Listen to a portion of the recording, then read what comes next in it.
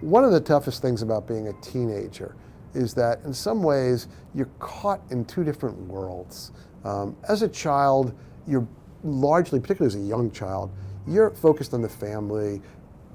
You're in orbit around the parents or the family in a reasonable family. In a dysfunctional family, it may be different.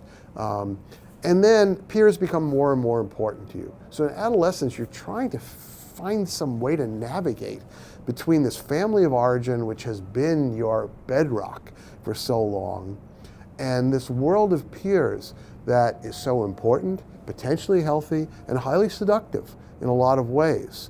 And when they're in resonance with each other, and there's good research on this, that when kids are bonded to healthy peers, healthy schools, and healthy parents, that's when they flourish the most. So when they're in synchrony with each other, it's easy to do this.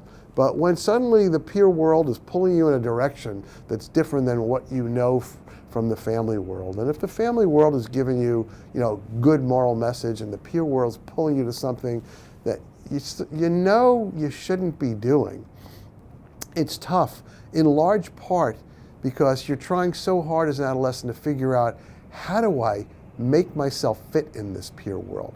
How do I be popular with others? How do I have a reputation that others look up to?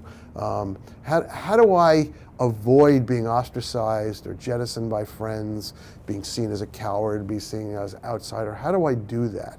And so it's incredibly difficult to do that one. I don't ever diminish the fact that this is a struggling thing to do. But we all need a moral compass. We all need to know where that compass is pointing.